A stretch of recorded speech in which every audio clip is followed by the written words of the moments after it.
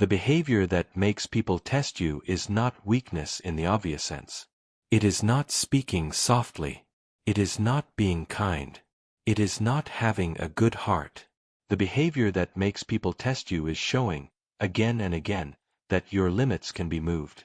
The moment people feel that your no is fragile, that your silence is fear, that your patience comes from insecurity instead of strength, something changes.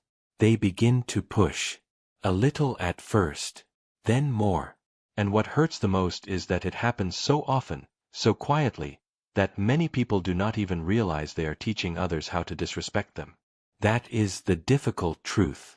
People rarely test what looks solid. They test what looks uncertain.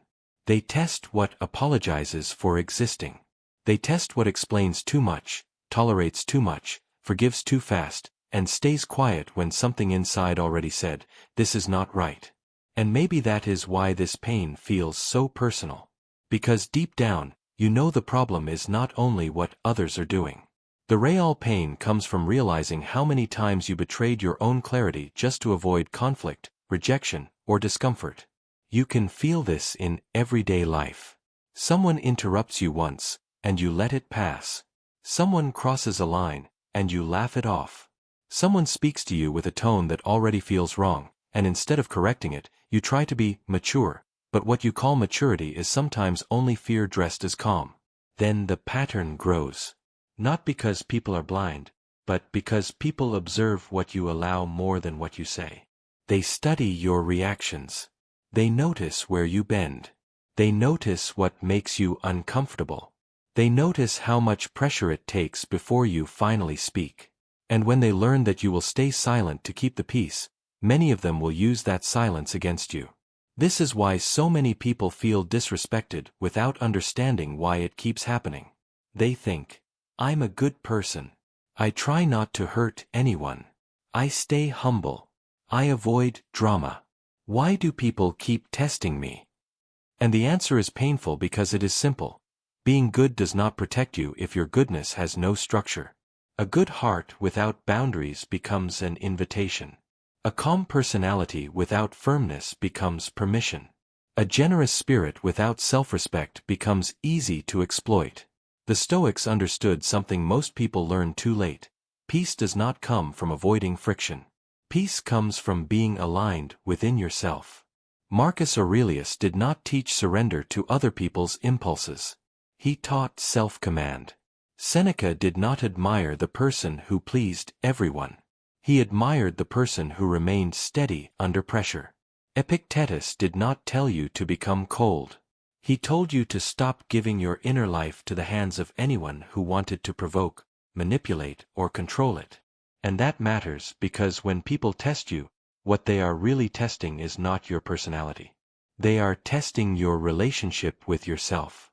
They are testing whether you trust your own judgment, whether you will defend your peace, whether you need their approval more than you need your dignity. That is why this issue goes deeper than social behavior. It is spiritual, emotional, psychological. It reaches the way you see your own worth. Many people were taught to believe that being easygoing makes them lovable, that being available makes them valuable, that always understanding others makes them mature, that saying yes makes them needed, that swallowing pain makes them strong. But that is not strength. Real strength is being able to remain calm without becoming permissive.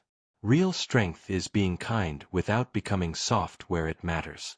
Real strength is saying, "I do not need to raise my voice, but I will not move my line." And this is where many people get trapped. They wait until they are exhausted to set a boundary. They wait until resentment has already poisoned the connection.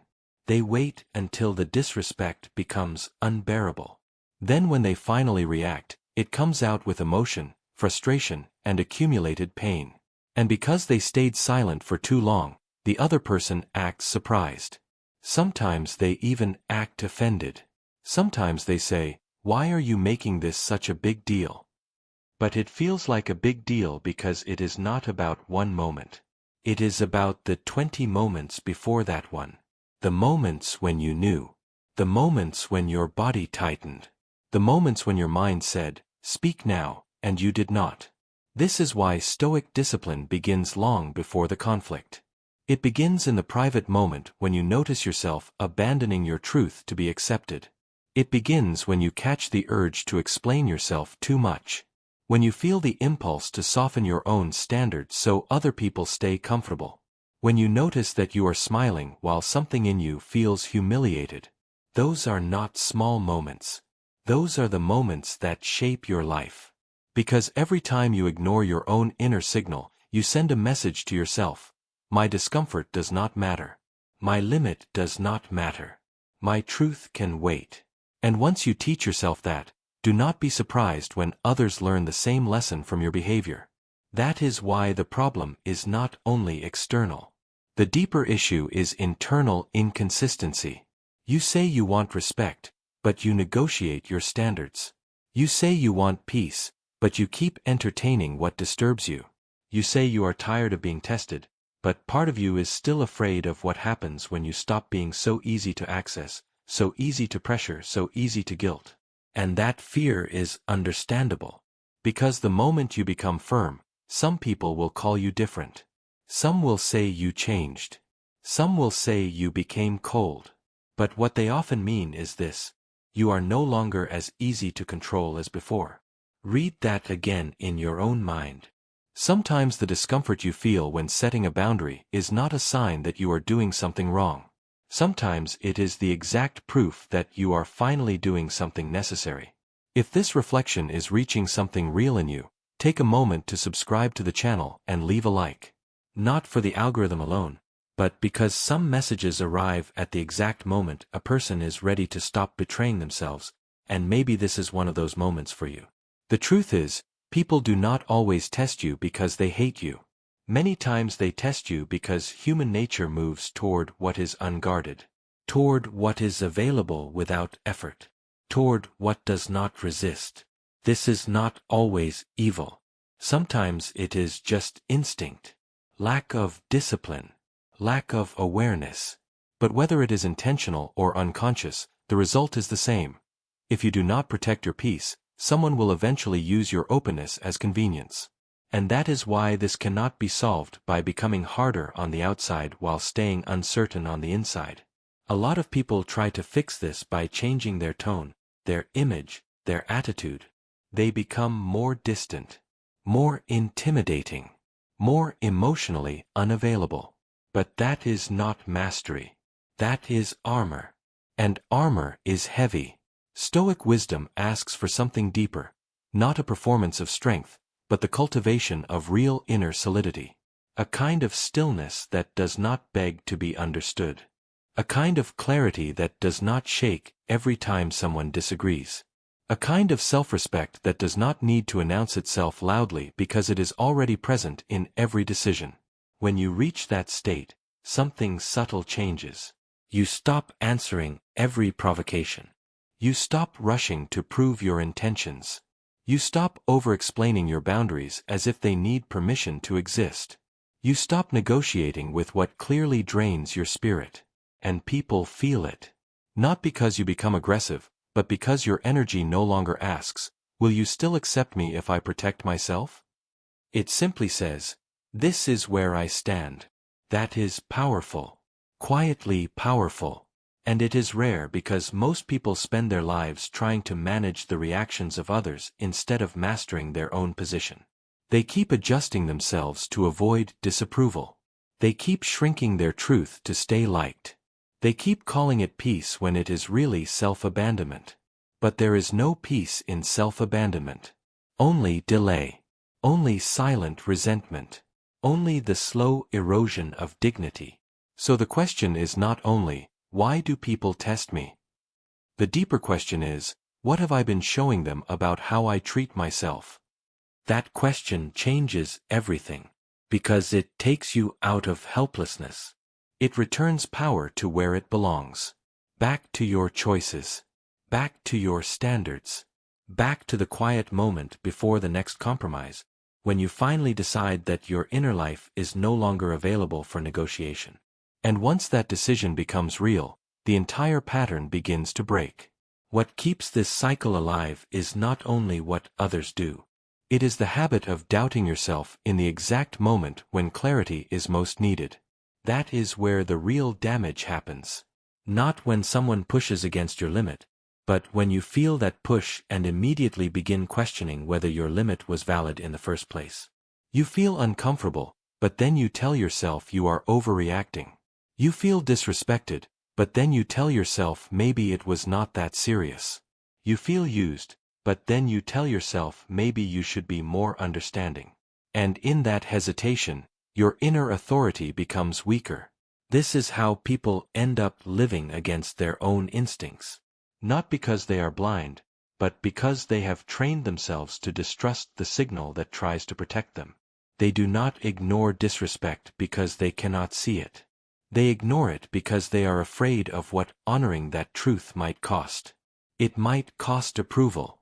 It might cost access. It might cost a relationship, an opportunity, a certain image of being easy, or pleasant, or good. And so they keep paying a higher price instead, the price of inner erosion. The Stoics were uncompromising about this. Not in the sense of becoming rigid, but in the sense of becoming internally honest. They knew that suffering grows when you fight reality within yourself. You know something feels wrong, but you pretend it does not. You know a line has been crossed, but you keep acting as if it has not. You know your peace is being disturbed, but you smile so that no one feels uncomfortable. That is not harmony. That is internal division. And internal division always makes you easier to test, because people can feel when a person is disconnected from their own center. That is why calmness alone is not enough. A lot of people are calm on the outside and deeply fragmented within. They stay composed, but not because they are grounded. They stay composed because they are scared to disrupt anything. They call it self-control, but it is often suppression. They call it peace, but it is often paralysis. Real peace does not come from swallowing everything. Real peace comes from no longer being at war with what you know to be true. There is a massive difference between patience and self-abandonment. Patience is strength. Self-abandonment is surrender. Patience says, I do not need to react impulsively.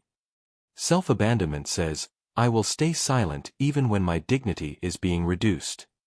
Patience protects your mind from chaos. Self-abandonment invites chaos into your life and calls it maturity. And many people confuse the two for years. That confusion is costly. Because the more you normalize what should have been confronted, the more you train yourself to live in a state of hidden tension. Outwardly, everything looks manageable. Inwardly, you are carrying conversations you never had, boundaries you never expressed, truths you never defended. And that weight changes you. It makes you tired in places rest cannot fix. It makes you resentful in ways you cannot always explain. It makes you feel invisible even in rooms where people clearly see you. Because being seen is not the same as being respected. And being around people is not the same as being at peace. Many people are exhausted not because life is too hard, but because they are constantly tolerating what their spirit has already rejected. That kind of exhaustion is different. It is not just physical. It is the exhaustion of self-betrayal. The exhaustion of always adapting, always softening, always making space for what brings you less and less inner stability. You start feeling drained after simple interactions. You start overthinking basic conversations. You start replaying moments in your head, thinking of what you should have said. And little by little, your energy leaks through every place where your truth was held back. This is why Stoic discipline is not coldness. It is conservation. It is the wise use of your emotional energy. It is learning that not everyone deserves unlimited access to your patience, your explanations, your softness, your time. It is understanding that your mind is not a public space where every opinion should be allowed to leave a mark. It is accepting that preserving your peace is not selfish. It is responsible. And this is where your life can begin to change in a very quiet way. Not through a dramatic transformation. Not through becoming someone else. But through smaller, deeper corrections. You stop responding immediately when something feels off, just to keep the atmosphere light. You pause. You listen inwardly. You stop explaining your values to people who only benefit from your confusion. You stop giving 10 chances when the pattern was already clear at the second. You stop trying to be understood by those who are committed to misunderstanding your limits. That last part matters more than many realize. Some people do not misunderstand your boundary because it was unclear. They misunderstand it because it inconveniences them. And when you keep explaining yourself to those people, you are not creating clarity. You are negotiating your own line. That is why a boundary loses strength when it is soaked in apology. The more guilty you sound for having one, the more people assume it can be weakened. This does not mean you become harsh. It means you become clean, clear, simple, unconflicted. You stop speaking from accumulated frustration and start speaking from self-respect. You stop making your limit sound like a personal attack and start expressing it like a fact. Not with anger. Not with drama. Just with grounded certainty. That kind of certainty changes the entire emotional atmosphere around you. Because people respond differently when they sense you are no longer asking for permission to protect your peace. Most tests disappear the moment they stop finding confusion. That is one of the hardest truths to accept. Many situations keep repeating not because fate is against you, but because uncertainty keeps leaving the door open. You send mixed signals. You feel one thing, say another, tolerate a third, and hope people will somehow understand your internal discomfort without you ever honoring it directly. But life rarely works that way. The world reads behavior more than intention. People follow patterns more than words. And if the pattern says, push a little more and I will fold, many will keep pushing until they meet something firm. So the work is not becoming feared. The work is becoming unmistakable. Not loud. Not aggressive. Not emotionally distant. Just unmistakable. A person whose tone is calm, but whose standards are not up for casual negotiation. A person who can be generous without becoming available for misuse. A person who can listen without abandoning judgment.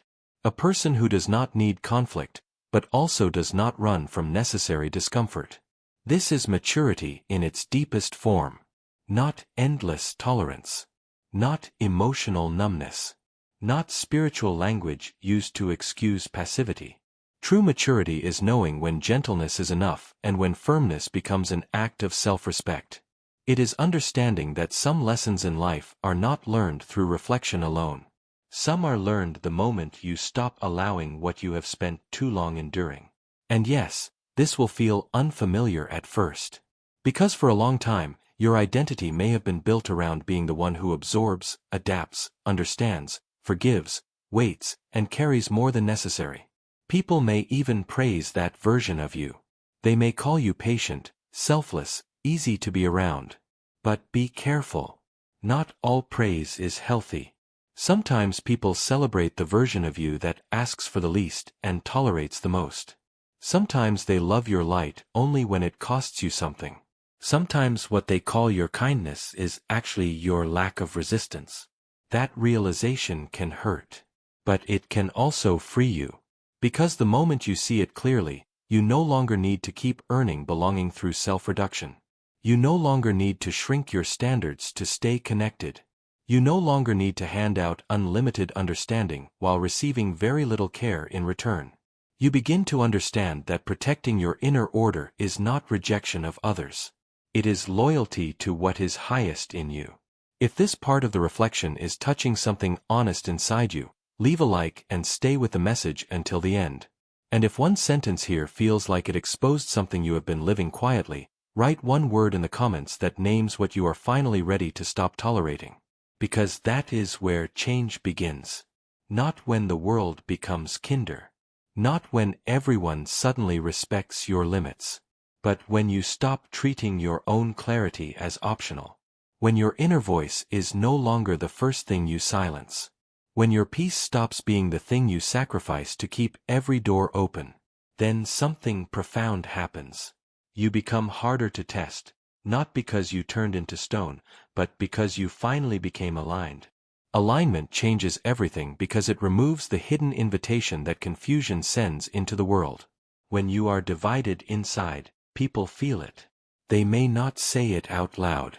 They may not even understand it consciously. But they feel the hesitation. They feel the guilt behind your boundaries, the fear behind your silence, the need behind your kindness, the uncertainty behind your patience. And wherever there is uncertainty, there will always be someone willing to test how far it goes. But when you become aligned, something quiet and powerful takes its place.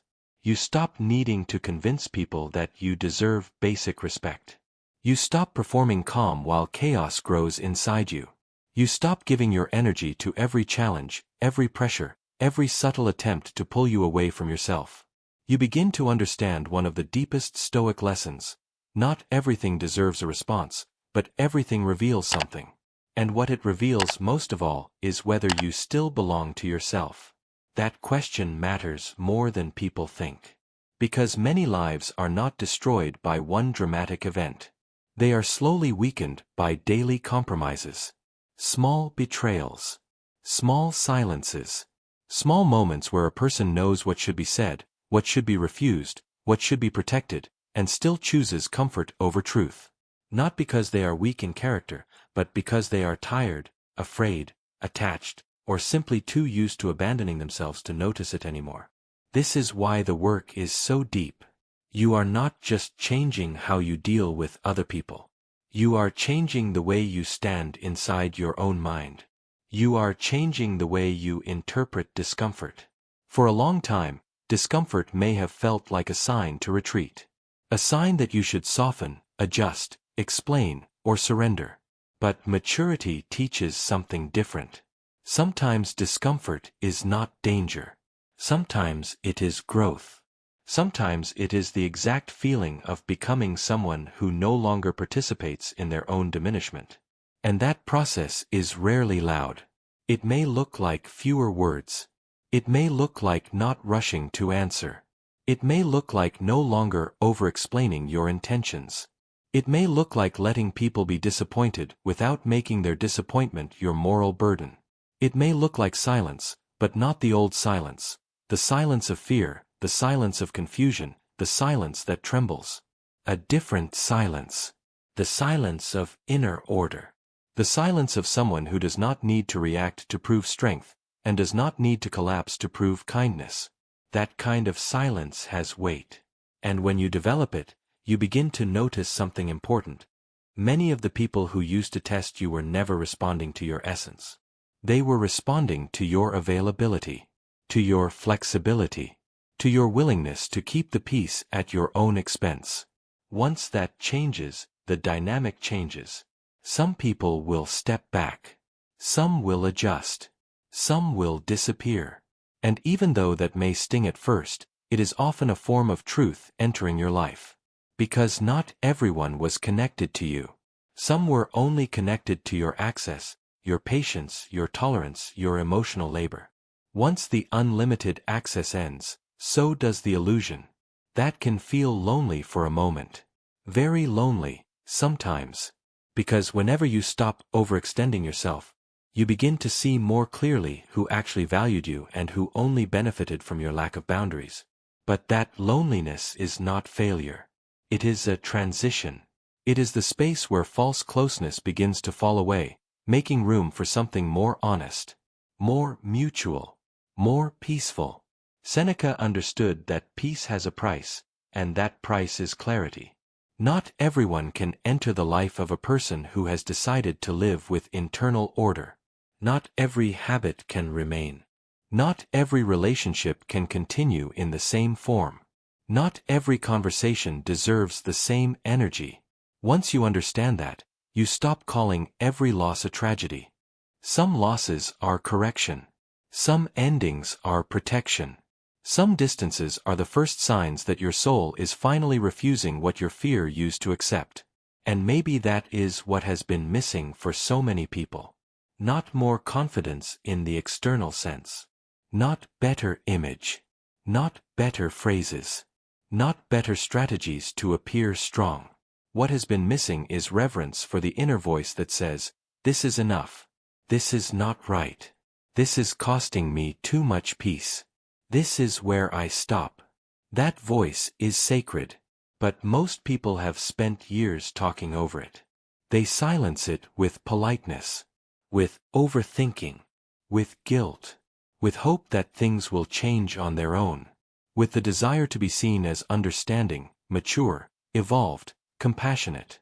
And all of those things have value, but not when they are used against your own peace. Not when they become excuses to remain in what keeps reducing you.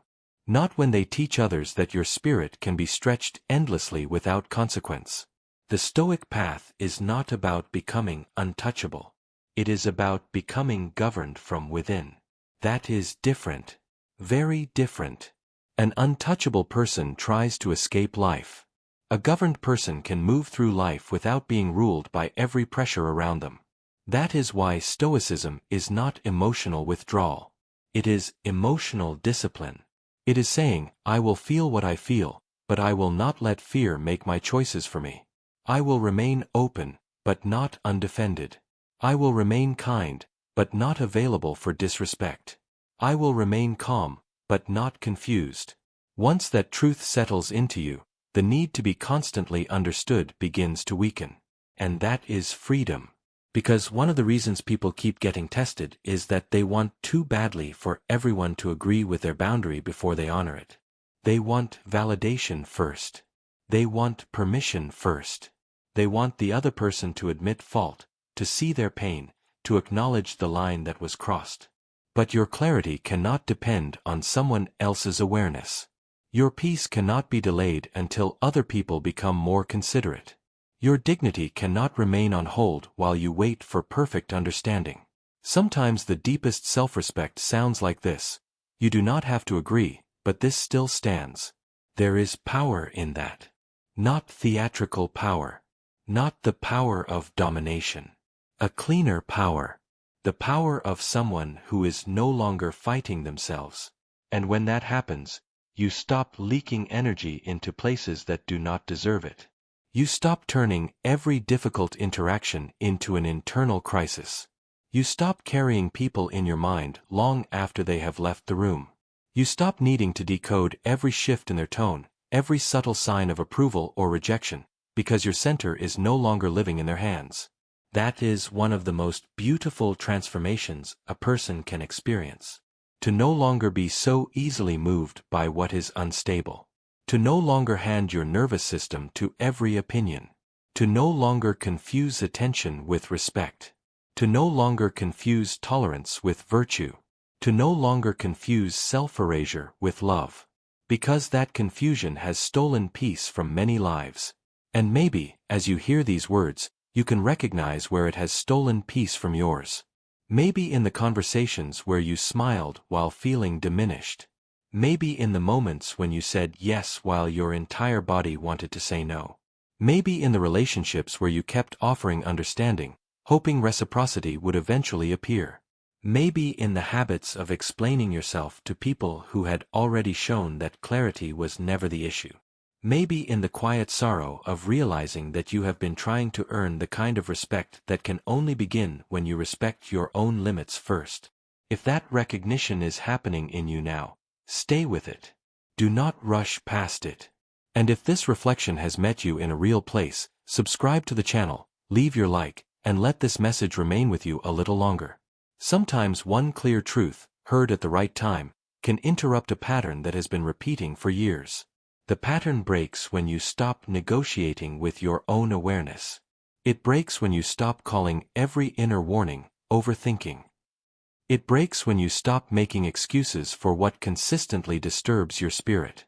It breaks when your desire to stay at peace becomes stronger than your habit of staying available. And yes, there will still be tests in life. There will still be people who project, pressure, provoke, and misunderstand. Stoicism never promised a world without friction. It promised something greater, a self that does not collapse because friction exists. A mind that does not lose its center because someone else lacks discipline.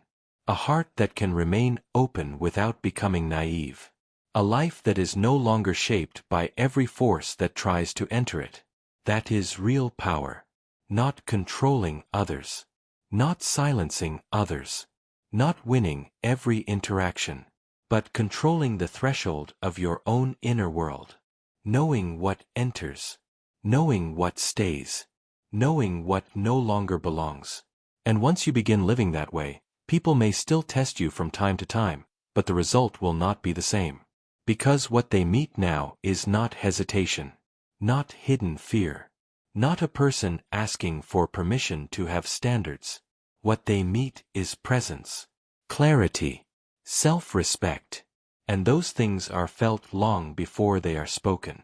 So if you have been wondering why this keeps happening, maybe the answer is not that life is unfair or that everyone around you is difficult. Maybe the answer is more intimate than that. Maybe there was a behavior, repeated quietly over time, that taught the world your limits were movable. Maybe you kept making room where you should have drawn a line. Maybe you kept giving softness where firmness was needed. Maybe you kept abandoning yourself in the name of peace. But that does not have to continue. You can change the pattern. Not by becoming colder. Not by becoming harder. Not by becoming someone you are not. But by becoming honest enough to stop betraying what you already know. And maybe the true lesson is this. People test the places where you are still asking the world to confirm your worth. The more rooted you become in your own dignity, the less those tests define your life. Because in the end, the real victory is not that no one ever tries you again. The real victory is that you finally stop moving every time they do. And maybe the true power in life is not found in controlling everything that happens around you, but in learning, with calm and clarity, how to govern the way you respond to each moment. If some part of this reflection touched something deep in you, write one word in the comments that represents what you are leaving behind after today. And then sit with this quietly. Not every battle in life is won by force. Some are won the moment you stop giving access to what was never meant to rule your peace.